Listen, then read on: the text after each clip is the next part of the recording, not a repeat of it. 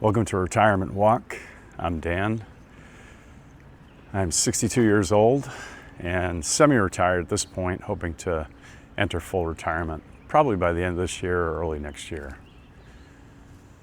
One of the things we really need to think about in retirement is managing our health. As we get older, health condition is a much more critical aspect of our lives. What I've discovered in looking at all these things is that one of the key factors in managing our health is weight control.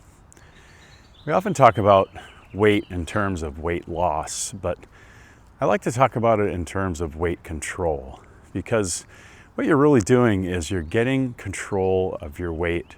You're managing it in a way that will help you to be more healthy and stronger and make you be able to do more things in your retirement than you could if you were less healthy. Back in 2018, I started intermittent fasting. This was pretty significant in my weight control journey because I'd gotten up to about 210 pounds. And that was very uncomfortable for me. Now I know for many of you that might not seem like being very heavy, but especially in America where obesity is a significant problem for many, many people. But for me, 210 was the most I've ever weighed in my life, so it was pretty heavy for me. So I started intermittent fasting, and I was able to maintain my weight over the last 7 years between about 190 and 200 pounds, which for me felt pretty good. You can tell I'm breathing hard just walking on the path here. But one of the most significant things that happened with the intermittent fasting was curing my acid reflux. I had gotten to the position where the place where I was popping Tums constantly, at least every day, every afternoon, every evening, whatever, popping Tums to try to manage my acid reflux.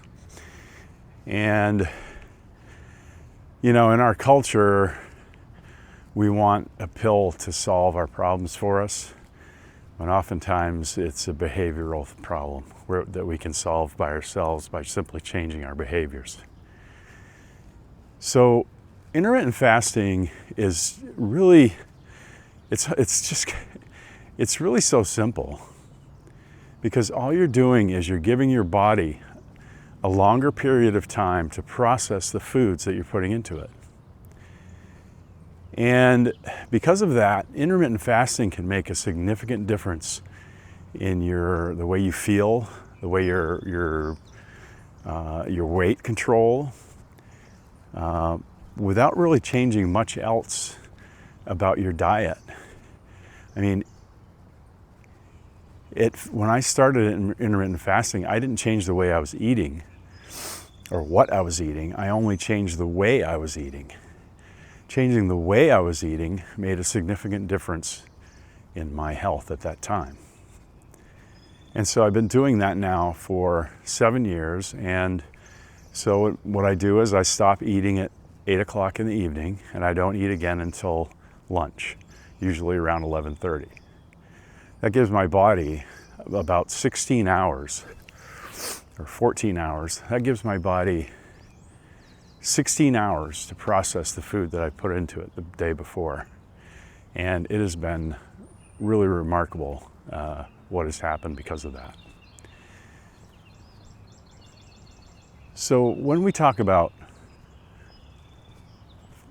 dieting, we talk about losing weight, people always often say, I want to lose weight.